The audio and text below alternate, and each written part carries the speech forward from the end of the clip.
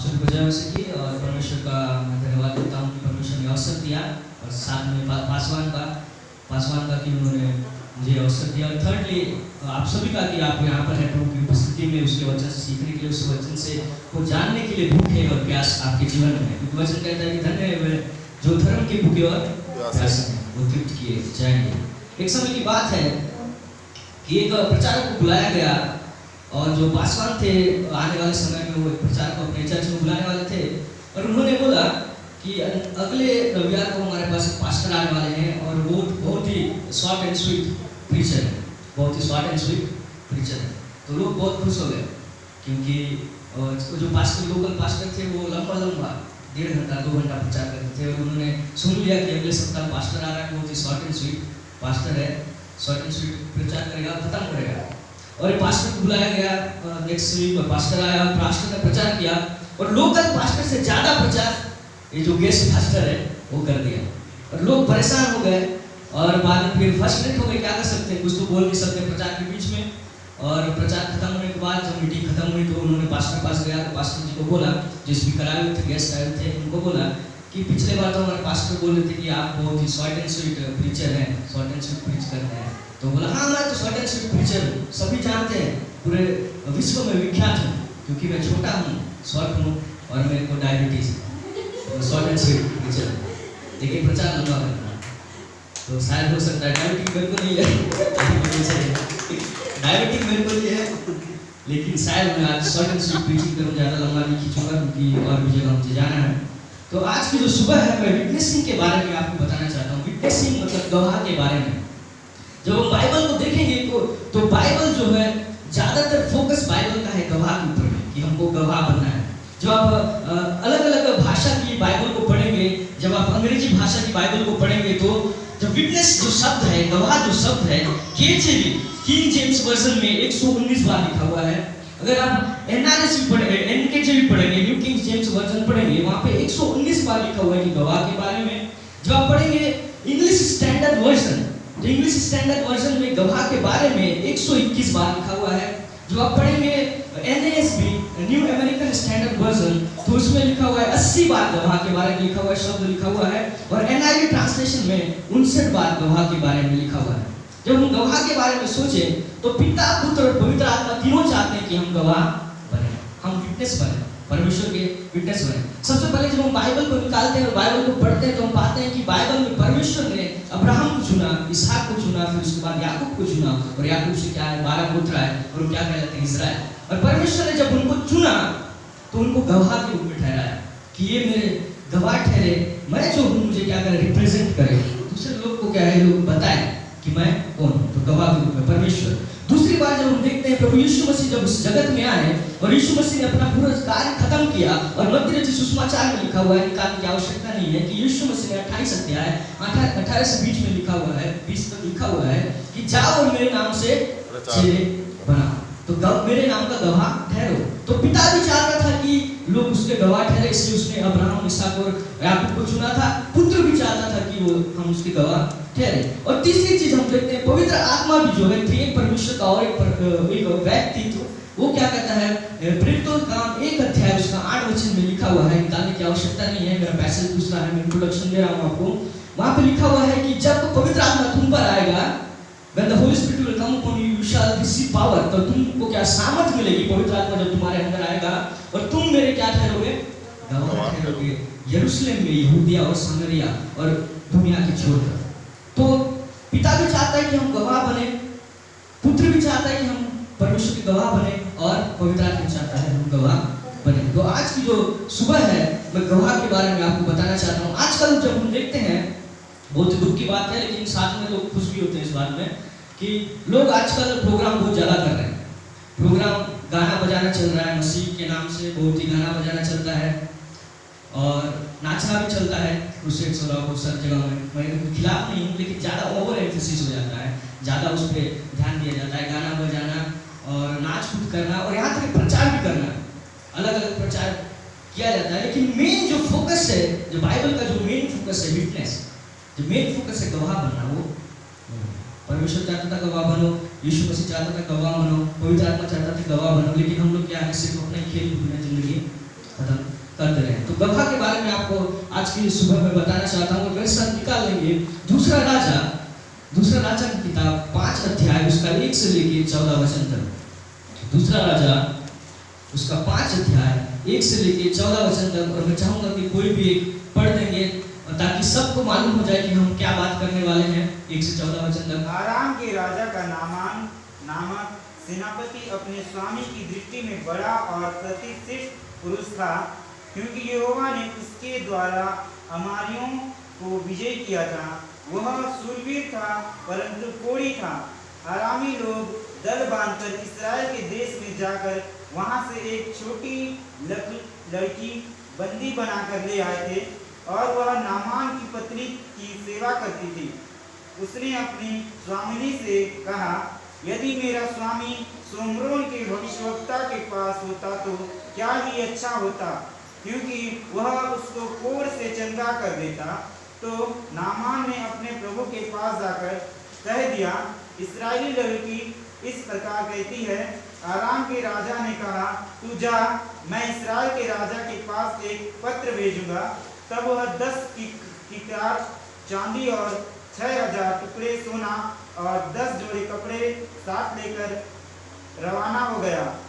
और वह इस्राएल के राजा के पास वह पत्र ले गया, जिसमें यह लिखा था, जब यह पत्र तुझे मिले तब जानना कि मैंने नामान नामक अपने एक कर्मचारी को तेरे पास इसलिए भेजा है कि तू उसका कोढ़ दूर कर दे।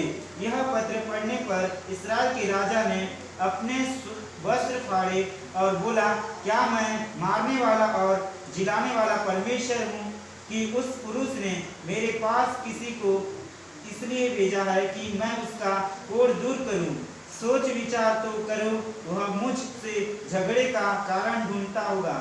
यह सुनकर कि इस्राएल के राजा ने अपने वस्त्र फाड़े हैं, परमेश्वर के भक्त एलीशा ने राजा के पास कहला भेजा, तूने क्यों अपने वस्त्र फाड़े हैं? अब वह मेरे पास आए तब जान लेगा कि इस्राएल के परमेश्वर एक भविष्यवक्ता है। तब नामान घोड़ों और रथों समेत एलीशा के द्वार पर आकर खड़ा हुआ। तब एलीशा ने एक दुष्ट से उसके पास यह कहला भेजा, तू जाकर यरदन में 7 बार डुबकी मार, तब भी तेरा शरीर जियो का त्यों हो जाएगा और तू शुद्ध होगा। परंतु नामान क्रोधित हो यह कहता हुआ चला गया, मैंने तो सोचा था कि अवश्य वह मेरे पास बाहर आएगा और खड़ा होकर अपने परमेश्वर यहोवा से प्रार्थना करके कोढ़ के स्थान पर अपना हाथ फेरकर कोढ़ को दूर करेगा। क्या दशमिक की आवान और परपर नदियां इस्राएल के सब जलाशयों से उत्तम नहीं है? क्या मैं उनमें स्नान करके शुद्ध नहीं हो सकता हूँ? इसलिए वह क्रोध से भरा हुआ लौट कर चला गया।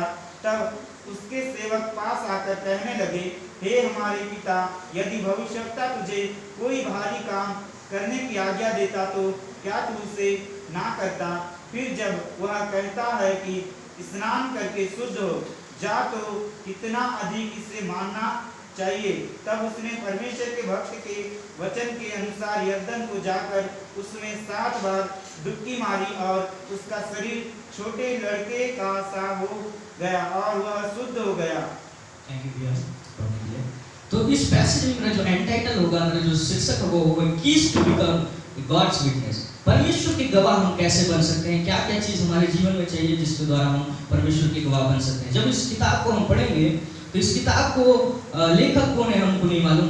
किसी का कहना है कि यिर्मयाह है, और जो क्या होता है उसको विद्वान लोगों में झड़प है कि कौन यिर्मयाह लिखा है कि कोई दूसरा लिखा है। ज़्यादातर लोग जो है यिर्मयाह का नाम लेते हैं और कुछ बोलते हैं कि अननोन है, जिसका कोई हम नहीं जानते कौन लिखा हुआ है। मैं समझता हूँ कि हम नहीं जानते कौन लेखक है इसका। यिर्मयाह क्यों इसको इसलिए नहीं लिखा, क्योंकि जब हम देखते हैं इस किताब को 561 से लेके 538 बीसी तक लिखा गया है। 561 से लेके कितना तक? 538 तक। ओके, 561 से 538 तक। और हम जानते हैं कि बेबीलोन में जब इजराइल की बंधुआई में गए, जब बेबीलोन में, तो कौन सा था? 586 बीसी। आपको ज्ञान नहीं है तो मैं बता दे रहा हूँ। 586 बीसी में गए लोग बेबीलोन की बंधुआई में, और लिखा हुआ कब है? 561 से लेके 538 तक। तो 86 नीचे घटता हुआ क्रम में आता है। तो ये बंधुआई में है और लिखा हुआ है। और जो स्कॉलर बोलते हैं कि इसका ऑथर, जिसका लेखक जो है यिर्मयाह नहीं है, क्योंकि इसलिए बोलते हैं क्योंकि यिर्मयाह कभी बेबीलोन की बंधुआई में गया ही नहीं। यिर्मयाह कभी बेबीलोन की बंधुआई में गया ही नहीं। यिर्मयाह जो था मिस्र में था। तो इसका लेखक हमको नहीं मालूम कौन लिखा है। तो इस जो पैसेज में है हम 6 कैरेक्टर को देखते हैं। ये पैसेज बहुत ही फेमिलियर होगा, आप संडे स्कूल वाले पढ़ाने वाले बच्चे भी इसको जानते होंगे। नामान का स्टोरी बोलने से सबको मालूम है। 6 कैरेक्टर को हम देखते हैं। पहला जो कैरेक्टर है वो है नामान, दूसरा कैरेक्टर है एक छोटी सी लड़की, तीसरा कैरेक्टर है एलीशा जो कि परमेश्वर का भविष्यवक्ता है, चौथा कैरेक्टर है एलीशा का जो साथ रहने वाला गेहजी, पांचवा कैरेक्टर है अराम का, अराम है ना, अराम का राजा, और छठवां कैरेक्टर है इजराइल का राजा। तो 6 कैरेक्टर हम यहाँ पर देखते हैं। लेकिन जो आज का जो मेरा मेन फोकस होगा वो बड़े बड़े कैरेक्टर नहीं होंगे, लेकिन एक छोटा सा कैरेक्टर है जिसका जो है एक छोटी सी बच्ची, जिसके बारे में मैं आप बताना चाहूँगा कि उसके जीवन से हम कैसे सीख सकते हैं कि उसके जीवन में क्या बातें थी जो उसको एक अच्छा गवाह के रूप में ठहराई। पहली चीज हम देखेंगे वचन 2 में लिखा हुआ है, भैया पढ़ेंगे वचन 2। अरामी लोग दल बांधकर इस्राएल के देश में जाकर वहां से एक छोटी लड़की बंदी बनाकर ले आए थे और वह नामान की पत्नी की सेवा करती थी। ओके, तो पहली चीज हम यहाँ पर देखते हैं कि परमेश्वर ऐसे लोगों को भी इस्तेमाल कर सकता है जिसकी कोई आइडेंटिटी नहीं होती है। परमेश्वर ऐसे लोगों को भी इस्तेमाल कर सकता है जिसकी कोई औकात नहीं हो सकती, मैं बोल सकूँ जिसका कोई भी वजूद ना हो, ऐसे लोगों को परमेश्वर इस्तेमाल कर सकते हैं। यहाँ पे हम देखते हैं कि एक छोटी सी लड़की को इजराइल से लाया गया और लिखा हुआ है कि वो क्या करने के लिए लाई गई थी, वो नामान की पत्नी की सेवा करने के लिए लाई गई थी। एक छोटी सी लड़की जो कि एक बंधुआई में है, छोटी सी लड़की है और बंधुआई में बंदी, क्या बोलते हैं उसको, बंदी है, ठीक है। उसका अपना कोई वो नहीं है, अपनी कोई इच्छा नहीं है, जो मालिकिन बोलेगी वो उसकी हिसाब से वो चलेगी। आज के नौकरानी के हिसाब से नहीं। आज के नौकरानी को आप थोड़ा सा बोल दो तो वो लोग क्या काम छोड़ के भाग जाएंगे। ऐसी नौकरानी नहीं है, इसको बांध के लाया गया है, इसकी कोई इच्छा नहीं है। और साथ में एक छोटी सी लड़की है और नामान की पत्नी की सेवा करती है और परमेश्वर ने इससे इस्तेमाल किया और परमेश्वर ने इसको गवाह ठहराया।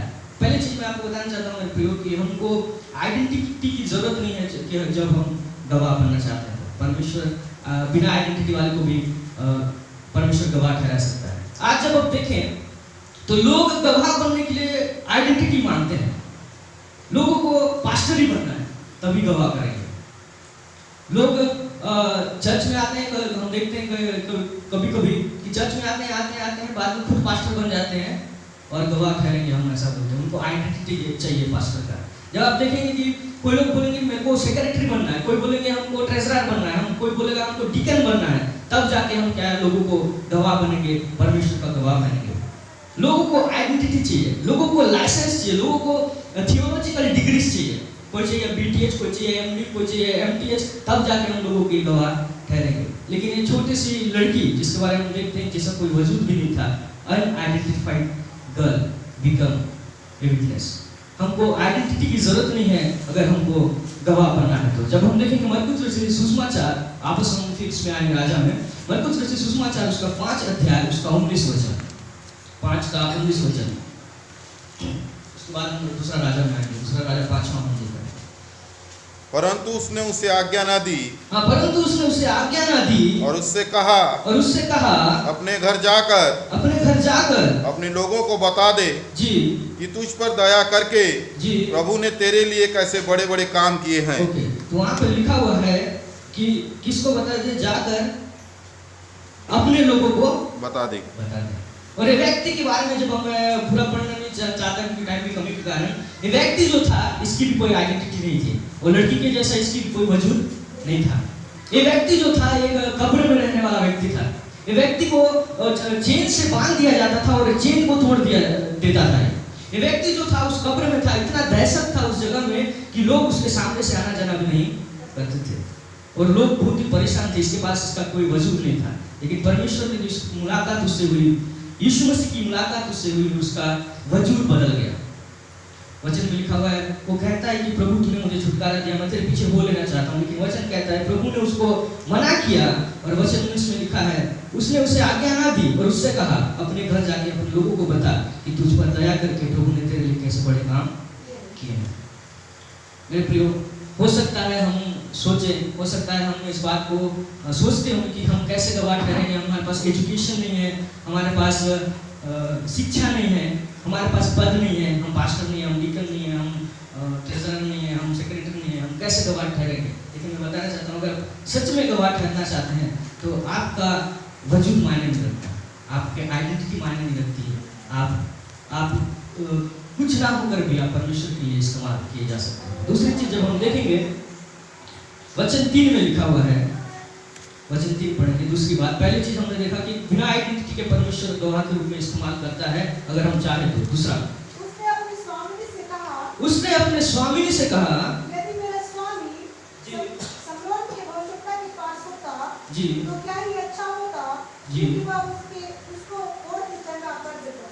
ओके, तो यहाँ पे देखते हैं कि परमेश्वर बिना आइडेंटिटी को इस्तेमाल करता है। परमेश्वर ऐसे लोगों को गवाह ठहराता है जो लोगों के हित के बारे में सोचते हैं, those who have concern for others, जो लोगों के हित के बारे में सोचते हैं। जब हम वचन 3 में यहाँ पे पढ़ रहे थे, यहाँ पे लिखा हुआ है उसने अपनी स्वामिनी से पूछा क्या उसके मिस्ट्रेस ने पूछा उसको कि बता मेरे पति को ऐसा हो गया है, गोल्ड हो गया है, तो क्या इलाज है, उसको पूछा गया। लेकिन वो खुद बोलती है, उसको क्या कंसर्न है, उसको लोगों के प्रति क्या है, लोगों के हित के बारे में सोच रही है। ठीक है, जब हम इसके बारे में देखें तो हमने वचन 2 में पढ़ा कि वो क्या थी, बांध खिलाई हुई लड़की थी, छोटी सी लड़की है, बाल उसको क्या बोलते हैं, बाल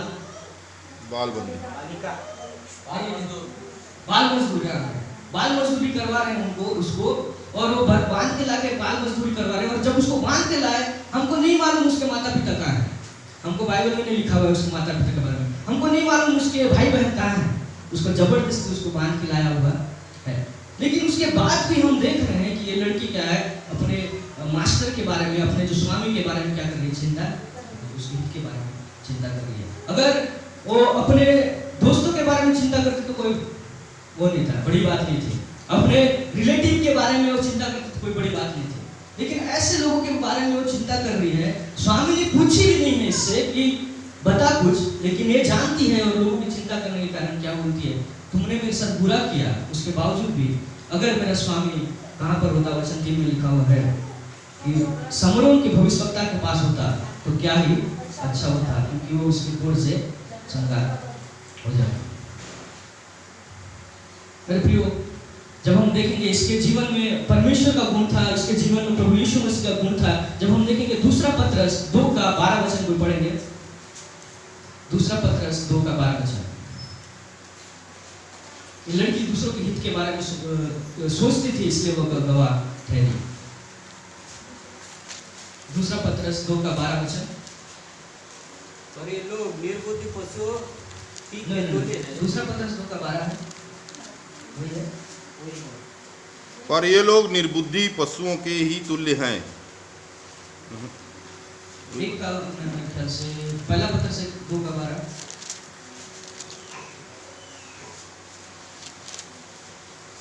उन पर यह प्रकट किया गया कि वे अपनी नहीं वरन तुम्हारी सेवा के लिए ये बातें कहा करते थे, जिनका समाचार अब तुम्हें उनके द्वारा मिला, जिन्होंने पवित्र आत्मा के द्वारा जो स्वर्ग से भेजा गया है तुम्हें सुसमाचार सुनाया, और इन बातों को स्वर्गदूत भी ध्यान से देखने की लालसा रखते हैं। ओके, यहाँ पे एक वचन लिखा हुआ है कि परमेश्वर नहीं चाहता कि कोई भी अन्य जातियों में तुम्हारा चाल चलन भला हो, ताकि जिन बातों में वे तुम्हें करने जानकर बदनाम करते हैं, वे तुम्हारे भले कामों को देखकर उन्हीं के कारण कृपा दृष्टि परमेश्वर की महिमा करें। लूका 23 का 34 पढ़ लेंगे, तब तक मैं वचन ढूंढ लेता हूँ। लूका 23 का 34,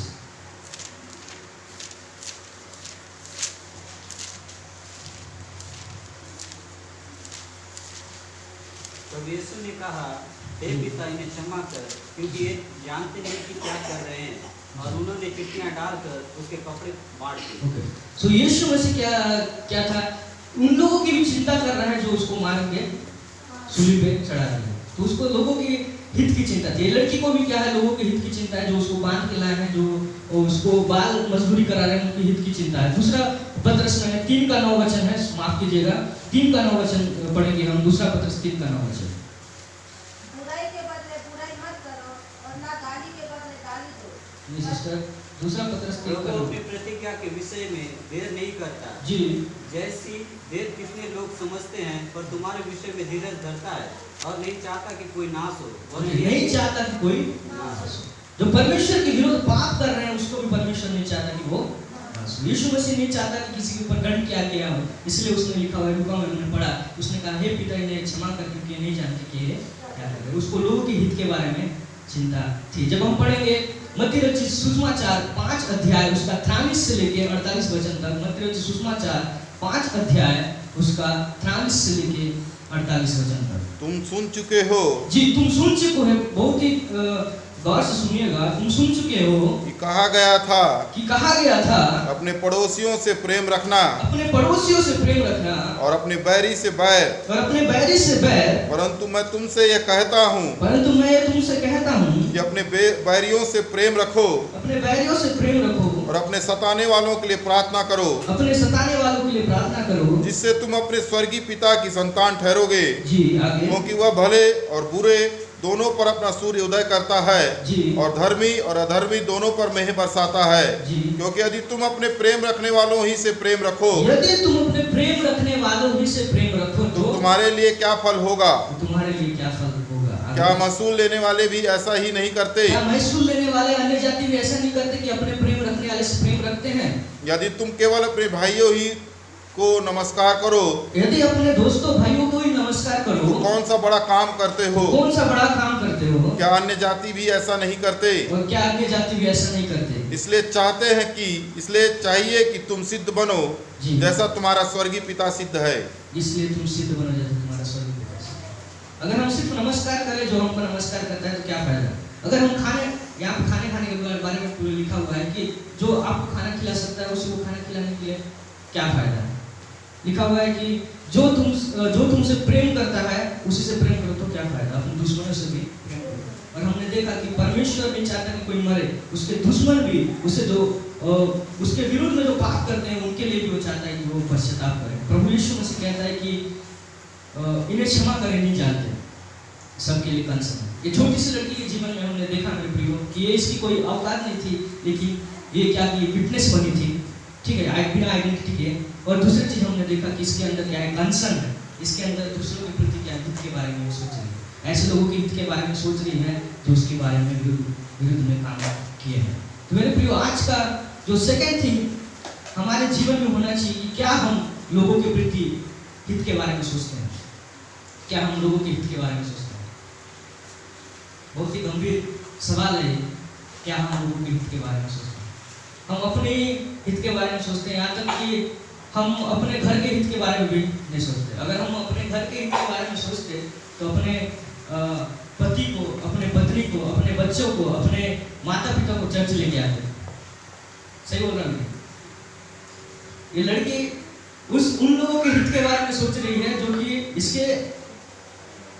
इसके बुराई कर रहे हैं, ठीक है, उनके हित के बारे में सोच रही है। और हम जो है अपने घर के खुद के हित के बारे में, हमको लोगों के हित के बारे में सोचना है। अगर आपको मेरे को परमेश्वर का गवाह ठहरना है तो हमको परमेश्वर दूसरे के हित के बारे में सोचना है। अगर हम दूसरे के हित के बारे में नहीं सोचते तो हम कभी भी परमेश्वर के गवाह नहीं ठहरेंगे। तीसरी चीज जब इस वचन से मैंने देखा कि वचन 3 में लिखा हुआ है, दूसरा राजा उसका वचन 3 में 5:3 में, उसने अपने स्वामी से कहा, यदि मेरा स्वामी सुमरोन के भविष्यवक्ता के पास होता तो क्या ही अच्छा होता, क्योंकि वह उसको कोर्ट से चंगा कर देता।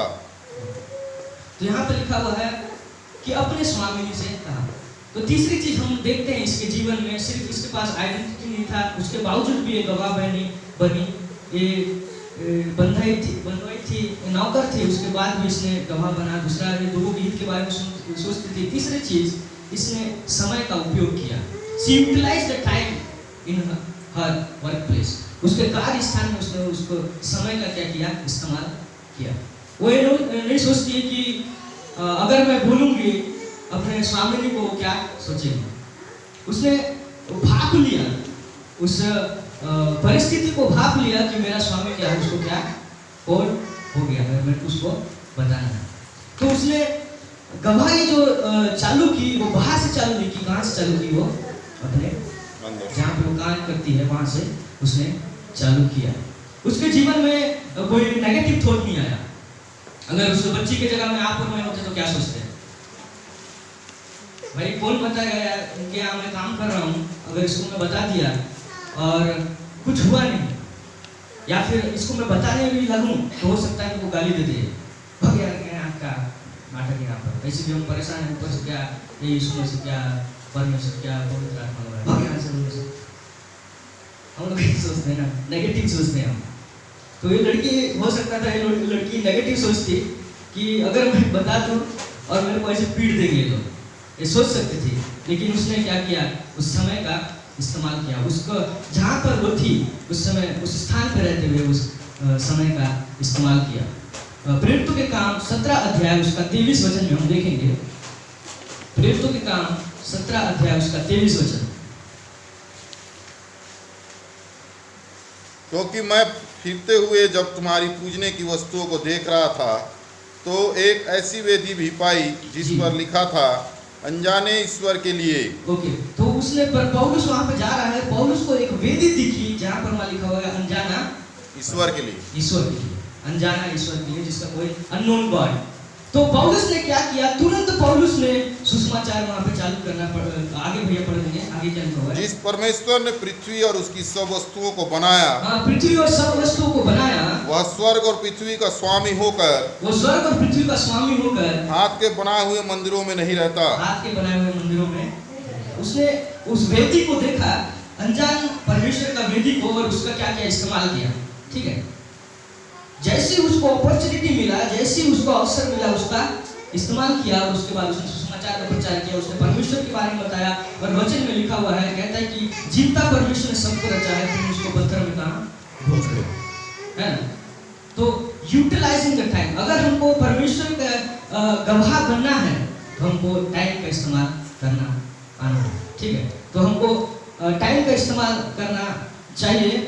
और कई बार मैं कुछ लोगों को मिलता हूँ जो कि बहुत ही इंथुसियास्टिक होते हैं, मतलब बोलते हैं जागरूक होते हैं, बहुत ही एनर्जी से भरे हुए होते हैं, और वो क्योंकि वो गाना गाने वाले होते हैं, कुछ लोग गाना गाने वाले होते हैं, कुछ लोग चर्च में जो सामने रहने वाले लोग होते हैं, और वो बोलते हैं कि भैया हम रिजाइन कर देंगे। मैंने बहुत सारे लोगों को मिला हूँ, बोलते हैं कि भैया मैं रिजाइन कर दूंगा और मैं क्या ऐसे कई के लिए निकल जाऊँ, मैं लोगों की गवाही करने के लिए निकल जाऊँ। क्या बेवकूफ़ वाला काम करते हैं। मैं बोलता हूँ भैया ऐसा मत करना, क्योंकि परमेश्वर ने तुमको उस जगह पे रखा है, उस कार्य पे रखा है, क्योंकि उस कार्य में कुछ लोग हैं जिसको परमेश्वर क्या करना चाहता है, तुमको गवाह ठहराना चाहता है, उनके द्वारा तुम्हारे द्वारा उनको चर्च में लाने के लिए परमेश्वर तुमको वहाँ रखा है। इस लड़की को बनवाई में ले गया, लेकिन उस बुरी बात में भी एक अच्छाई बात हम देखते हैं। अगर वो लड़की वहाँ नहीं जाती तो इनको कभी परमेश्वर के बारे में पता ही नहीं चलता है, जीवते परमेश्वर के बारे में पता ही नहीं चलता है। तो मेरे प्रियो, जब हम अपने कार्य करते हैं, आप जो भी कार्य करते हैं, किसी के घर में कार्य करते हैं, या फिर आप कहीं पर जॉब कर रहे हैं, ड्राइवर हैं, या फिर कहीं पर भी जो भी गवर्नमेंट जॉब है, टीचर है, कुछ भी आप कार्य करते हैं, अपना जहाँ कार्य कर रहे हैं वहाँ पर आप अपॉर्चुनिटी देखें, आप अवसर को देखें, और जैसे ही आपको अवसर मिलेगा उसको क्या करना है, आपको उपयोग करना है और परमेश्वर के बारे में लोगों को बताना है। तीसरी चीज हम इसके जीवन में देखने पाते हैं। चौथी चीज जब हम देखेंगे, वचन 3 में ही है, वहां पे उसने लिखा है कि उसने अपने स्वामी से कहा, यदि मेरा स्वामी सोमरोन के भविष्यवक्ता के पास जाता तो क्या ही अच्छा होता, क्योंकि वह उसकी गुण को चंगा करता। 1 मिनट।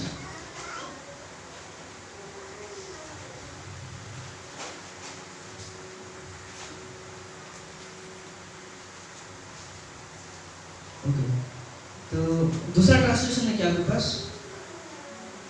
हिंदी का नहीं, ठीक है। तो इंग्लिश में लिखा हुआ है, and she said unto her mistress, would God my Lord were with the prophet that is in Samaria। तो समरिया में एक भविष्यवक्ता है जिसके साथ परमेश्वर रहता है।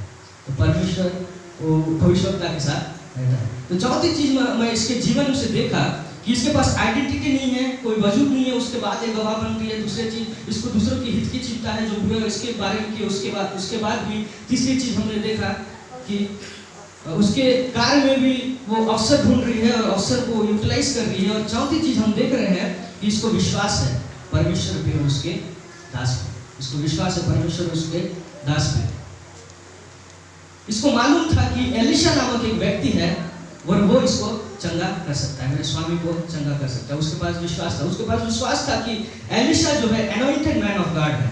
एलिशा जो है अभिषिक्त परमेश्वर का दास है। हो सकता है कि मेरा स्वामी जो कोढ़ की बीमारी से ग्रसित है उसको कोई डॉक्टर चंगा नहीं कर सकता, लेकिन मेरा परमेश्वर चंगा कर सकता है।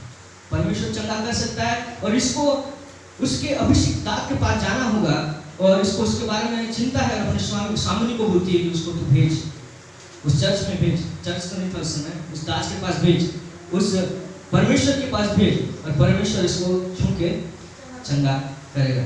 कई बार होता है मेरे प्रियो कि हम गवाह नहीं बनते क्योंकि हम क्या है, डरपोक है। सही बात बता रहा हूँ, हम लोग डरपोक है, हम पे विश्वास ही नहीं है, हमको परमेश्वर पे विश्वास नहीं है, हमको पास्टर पे विश्वास ही नहीं है। लड़की को विश्वास है एलिशा के ऊपर, परमेश्वर के दास के ऊपर। लड़की को विश्वास है, एक छोटी सी बच्ची को विश्वास है, परमेश्वर के ऊपर हमको विश्वास नहीं है। हम इतने बड़े हो गए, इतने साल से चर्च में आ रहे हैं, लेकिन हम लोगों को बताते ही नहीं हैं। कोई बीमार है तो सोचते हैं कि अरे यार इसको बता दूंगा, मेरा कॉलीग है मेरे साथ काम करने वाला, अगर इसको बता दूंगा, इसको मैं चर्च भी ले आया तो भरोसा नहीं है चंगा होगा नहीं होगा, भरोसा नहीं है क्या होगा क्या नहीं, और फिर हमारा रिश्ता क्या है, खराब हो जाएगा। हमको क्या है, मेन चीज प्रॉब्लम क्या है, हम गवाह नहीं बनते क्योंकि हमको विश्वास नहीं, हमको परमेश्वर पे विश्वास नहीं, हमको प्रभु क्या हो, हमको परमेश्वर के दास पे विश्वास है। इस लड़की को परमेश्वर पे विश्वास था, इस लड़की को परमेश्वर के दास पे विश्वास था। इब्रानियों उसका 11 का 6 वचन में जब हम पढ़ेंगे, इब्रानियों 11 का 6,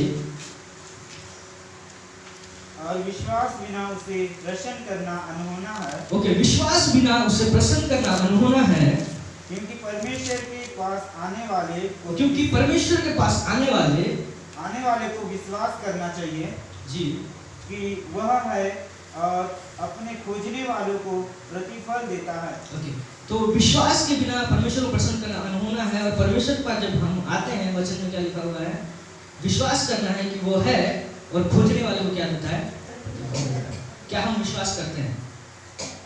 बोलना आसान होता है, करना कठिन होता है। बोलना आसान होता है, करना कठिन होता है। बोलने के लिए तो हम कुछ भी बोल देते हैं। वचन में लिखा हुआ है कि सचमुच में हम विश्वास करते हैं कि परमेश्वर के भवन में जब हम आते हैं परमेश्वर हमारी सुनता है। वास्तव में ओके, विश्वास हमको करना है कि परमेश्वर दोज हु डिलिजेंटली सीकिंग, लिखा हुआ है डिलिजेंटली, लगातार उसको उसकी खोजी है, उसको परमेश्वर मिलता है। हमको विश्वास करना है और जब हम विश्वास करेंगे तभी हम एक गवाह बन सकते हैं। उसके अलावा हम कभी गवाह नहीं बन सकते। जब तक हमको विश्वास ही नहीं है तो हम गवाह नहीं बन सकते, क्योंकि हमको खुद ही डर लगता रहेगा कि भैया परमेश्वर चंगा करेगा या नहीं, पास्टर प्रेयर करेगा तो कुछ होगा कि नहीं, और कभी हम गवाह नहीं बन सकते। तो मेरे प्रियो, हमको विश्वास को बनाए रखना है। चौथी चीज हमने देखा कि इस लड़की के जीवन में विश्वास था परमेश्वर के दास के प्रति और परमेश्वर के प्रति, इसलिए वो गवाह बने। और पांचवी चीज जब हम देखते हैं, लास्ट बात यहाँ पे लिखा हुआ है 4 से 14 वचन तक, वहां पे पांचवी बात है कि इस लड़की ने रिस्क लिया। God uses risk taking people for witnessing. परमेश्वर उन लोगों को इस्तेमाल करता है जो परमेश्वर के लिए जोखिम को देते हैं। खाली बैठने वाले को इस्तेमाल नहीं करता, घर में बैठने वाले को इस्तेमाल नहीं करता, चर्च में आने वाले को भी इस्तेमाल नहीं करता। मैं आपको बता दूं, आप फ्राइडे में आइए, संडे को आइए, आप क्रूसेड में जाइए, यूथ मीटिंग जाइए, आपको इस्तेमाल नहीं करेंगे। जब तक आप जोखिम नहीं लेंगे तब तक परमेश्वर आपको इस्तेमाल नहीं करेगा। वचन 5 में पढ़ेंगे भैया, वचन 5 से 14 तक हम धीरे धीरे जाएंगे। अराम के राजा ने कहा, जी, अराम के राजा ने कहा, तू जा, मैं इस्राएल के राजा के पास एक पत्र भेजूंगा। ओके, तो यहाँ पर इस्राएल के राजा के पास जो है अराम का राजा क्या है, पत्र भेजता है। उसके आगे तब वह 10 किक्कार चांदी और 6000 टुकड़े सोना, हाँ, और 10 जोड़े कपड़े साथ लेकर रवाना हो गया। ओके, तो 5वां वचन में हमने देखा कि राजा ने खुद अपना क्या दिया, पत्र दिया है। कितनी बड़ी बात है, राजा ने खुद अपना पत्र दिया है, एक हाई कमांड का ऑर्डर है, और उसके साथ साथ क्या दिया, पैसा भी दिया। इसके पास खूब पैसा है और लेटर भी है। उसके आगे वह इस्राएल के राजा के पास वह पत्र ले गया, हाँ, जिसमें यह लिखा था, जी, जब यह पत्र तुझे मिले तब जानना कि मैंने नामान नामक अपने एक कर्मचारी को हाँ, तेरे पास इसलिए भेजा कि तू उसका कोढ़ दूर कर दे। यह पत्र पढ़ने पर इस्राएल के राजा ने अपने वस्त्र फाड़े और बोला, क्या मैं मारने वाला और जिलाने वाला परमेश्वर हूँ कि उस पुरुष ने मेरे पास किसी को इसलिए भेजा है कि मैं उसका कोढ़ दूर करूँ? सोच विचार तो करो, वह मुझसे झगड़े का कारण ढूंढता होगा। लास्ट लाइन बहुत ही इम्पोर्टेंट है, सोच विचार तो करो, वह मुझसे झगड़े करने का कारण ढूंढता होगा। इजराइल की जो प्रजा थी उस समय कमजोर थी। जब इस किताब को लिखा गया, इजराइल की जो प्रजा थी वो उस समय कमजोर थी, उसकी सेना इतनी मजबूत नहीं थी। और अराम का जो किंग है, अरामी जो सेना है बहुत ज्यादा मजबूत है। और इजराइल का राजा बोलता है कि इनके पास कोई कारण नहीं था हमको आके मारने का, झगड़ा करने का, तो इन्होंने सिंपली ऐसी एक अपने दास को भेज दिया है, अपने कर्मचारी को भेज दिया। वो कर्मचारी नॉर्मल कर्मचारी नहीं है। वचन 1 में जब हम पाते हैं, नामान नामक सेनापति, कमांडर है, डिफेंस मिनिस्टर है, वो झोलटू मोलटू नहीं है, ठीक है, डिफेंस मिनिस्टर है वो। और लिखा हुआ है कि स्वामी की दृष्टि में बड़ा प्रतिष्ठित है, कमांडर भी है, और साथ में क्या बहुत नाम है उसका, क्योंकि यहोवा ने उसके द्वारा बहुत सारे विजय दिया है। खास व्यक्ति है वो, सूरवीर है वो, और उसको भेज दिया है राजा के पास। और राजा क्या है, दहशत में आ गया। बोलता है कि उसने अपने कपड़े फाड़ लिए और बोलता है कि हाय मुझ पर, क्या मैं परमेश्वर हूं जो इसको चंगा कर सकता हूँ? परमेश्वर मारने वाला है, परमेश्वर जिलाने वाला है, और ये मेरे पास इस राजा ने पत्र के साथ, इस पैसे के साथ भेज दिया है ताकि ये मेरे साथ झगड़ा करके हमारी प्रजा को खत्म कर दे। राजा खुद दहशत में। तो सोचिए, अगर ये बंदा चंगा नहीं होगा तो लड़की का क्या होगा? राजा तो मरेगा ही, साथ साथ लड़की भी। खाया पिया कुछ नहीं, 12 जबकि उसको पूछे भी नहीं है कि एलिशा के बारे में। खुद बताइए स्वामी को कि वहाँ पे परमेश्वर का दास है, वहाँ पे हमारा चर्च है, वहाँ पे परमेश्वर है, वो चंगा करेगा। कुछ भी नहीं, फालतू में इसका जान जाएगा, और साथ में खुद तो मरेगी और साथ में राजा को भी लेके मरेगी और इस्राएल को भी लेके मरेगी। राजा दहशत में है। फिर उसके आगे हम देखते हैं, यह सुनकर कि इस्राएल के राजा ने अपने वस्त्र फाड़े हैं, परमेश्वर के भक्त एलीशा ने राजा के पास कहला भेजा, तूने क्यों अपने वस्त्र फाड़े हैं? अब वह मेरे पास आए, तब जान लेगा कि इस्राएल में एक भविष्यवक्ता है। तब नामान घोड़ों और रथों समेत एलीशा के द्वार पर आकर खड़ा हुआ। तब एलीशा ने एक दूत से उसके पास यह कहला भेजा, तू जाकर यरदन नदी में 7 बार डुबकी मार, तब तेरा शरीर ज्यों का त्यों हो जाएगा और तू शुद्ध होगा।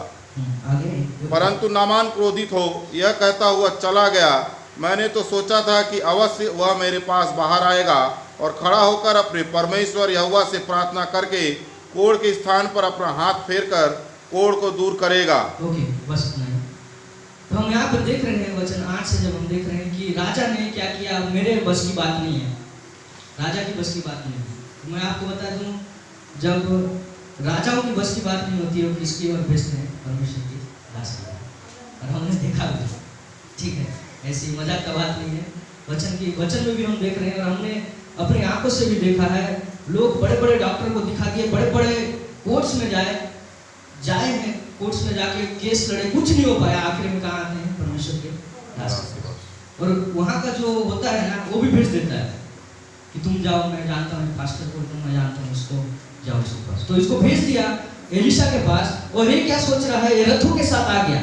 तो ये बंदा बहुत ही नामी है, सेनापति है, इसके पास किंग का लेटर है, किंग का लेटर है। तीसरा, इसके पास पैसा है, जो हमने देखा चांदी और सोना वाला पोजीशन, पैसा, लेटर, और चौथा चीज इसके पास गाड़ी भी है, बहुत सारा गाड़ी। वहाँ पे लिखा हुआ चैरियट्स, वो क्या के साथ आया था? रथों और घोड़ों के साथ वो आया था।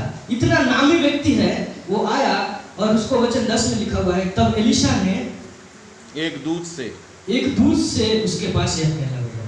इतना बड़ा व्यक्ति आया है, कमांडर आया है चर्च के सामने, लेटर लेके आया है किंग का, पैसा लेके आया है, दान दशमांश बड़ा दान लेके आया है, घोड़ा में आया है, मतलब कार में, बड़ा सा, जितना बड़ा आप कार सोच सकते हैं उतना बड़ा कार में आया है, और क्या होगा, आज के पास्टर हमसे तुरंत भागेगा, तुम लोग मीटिंग करो बाजार के, थोड़ा मिलता है थोड़ा उससे कमांडर है, थोड़ा कांटेक्ट बनाऊंगा तो थोड़ा कल के दिन काम आएगा, है ना, कांटेक्ट बनाऊंगा तो पैसा थोड़ा ज़्यादा मिल जाएगा। कारोबार में कभी कोई पास्टर को बुलाऊंगा तो कारोबार थोड़ा लाएगा, घुमाने लगेगा। आज के पास्टर हमसे ऐसे, लेकिन वहाँ पे एलीशा बोलता है अपने दास से कि जा उसको बोल दे कि 7 बार कहाँ पे डुबकी लगाए। और मैं बता दूं सबसे बड़ा इंसल्ट था उसके प्रति नामान, बहुत इंसल्ट लगा नामान। एक देश छोड़ के दूसरा देश से लेटर लेके आ रहा है, पैसा लेके आ रहा है, गाड़ी में आ रहा है, सब कुछ है, इंसल्ट कर दिया एलीशा। और वो वचन 11 में लिखा हुआ है कि वह क्रोधित हो गया और बोलता है कि मैंने सोचा था कि वह अवश्य मेरे पास आएगा और खड़ा होकर मेरे कोड़े हुए स्थान पर हाथ फेरेगा, तो आएगा बाहर निकलेगा मेरे कोड़े हुए, चलो ठीक है वो आया, क्या हाथ नहीं फेरा मेरा कोड़े पे, कम से कम आके मिल लेता मेरे से, बोलता कि जा भैया तू वहाँ चले जा, नहीं प्रार्थना नहीं करने से भी, ऐसा तो बोल सकता था। लेकिन बहुत ही बेइज्जती कर दिया, मेरे को कहाँ भेज दिया, अपने दास को भेज के बोलता है कि तू नदी में जाओ 7 बार डुबकी लगा। फिर वहाँ पे लिखा है 12वें वचन में, क्या दमिश्क की अवाना और परपर नदियाँ इसलिए जलाशयों में उसे इस्राएल के सब जलाशयों से उत्तम नहीं है, क्या मैं उनमें स्नान करके शुद्ध नहीं हो सकता हूँ? इसलिए वह क्रोध से भरा हुआ लौट कर चला गया। ओके, तो भेजा भी तो ऐसा जगह, यहाँ पे लिखा हुआ है अबाना और परपर में नहीं भेजा। अबाना और परपर सबसे शुद्ध नदी है दक्षिण की, ठीक है, बहुत ही शुद्ध नदी है, और इसके पास क्या है, घोड़े और रथे हैं। इसको अगर एलीशा बोलेगा कि तू चला जा, तो ये कितनी भी दूर है जाके 7 समुद्र पार करके भी डुबकी लगा सकता है, इसके पास गाड़ी भी है। लेकिन एलीशा बोलता है जाके कहाँ लगा, वो कीचड़ वाला मड्डी एरिया, मट्टी का जगह में यरदन नदी में क्या है जाके डुबकी लगा। कीचड़ और भी एक क्रोधित हो गया। पहला चीज तो है मेरे ऊपर प्रार्थना नहीं किया, हाथ रख के, दूसरा चीज है मेरे से मिलने भी नहीं आया, अपने दास को बुलाया, और तीसरा चीज क्या कर दिया, मेरे को ऐसा डोबरा भेज दिया।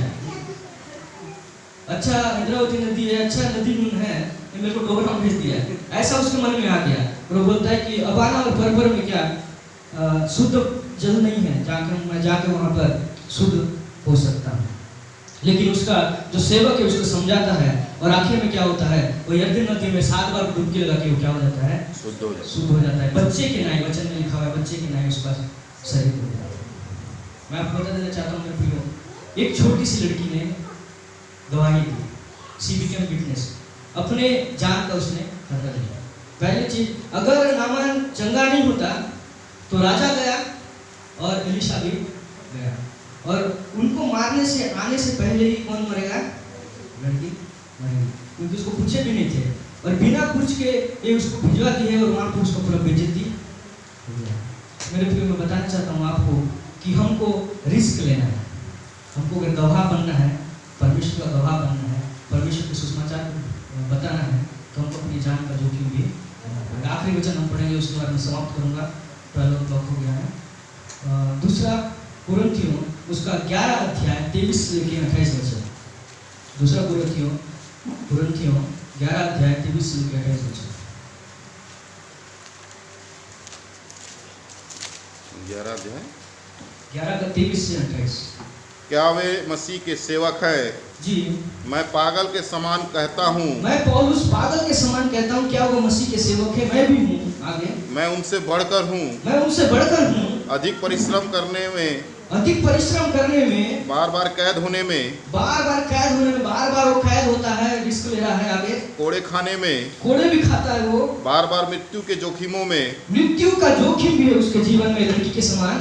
5 बार मैंने यहूदियों के हाथ से 39 कोड़े खाए, और यहूदियों के हाथ से 39 5 बार कोड़े खाए। 3 बार मैंने बेत खाई, 3 बार बेत खाई।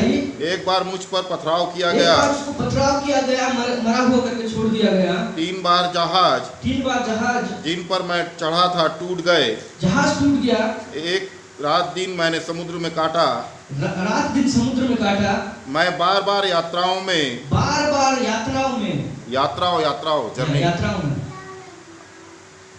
यात्राओं में, नदियों के जोखिमों में, डाकुओं के जोखिमों में, अपने जाति वालों से, अपने जाति के यहूदियों से जोखिमों में, जी, अन्य जातियों से जोखिमों में, नगरों के जोखिमों में, नगरों में भी, जंगल के जोखिमों में, जंगल के जोखिमों में, समुद्र के जोखिमों में, समुद्र के जोखिमों में, झूठे भाई के बीच जोखिमों में रहा, झूठे भाइयों के जोखिमों में रहा, और श्रम और कष्ट में, बार बार जागते रहने में, नींद भी नहीं आता था, ऐसा जगह हो गया, भूख प्यास में, बार बार उपवास करने में, जाड़े में, उगाड़े रहने में, और अन्य बातों को छोड़कर जिनका वर्णन मैं नहीं करता, सब कलीसियाओं की चिंता प्रतिदिन मुझे दबाती है।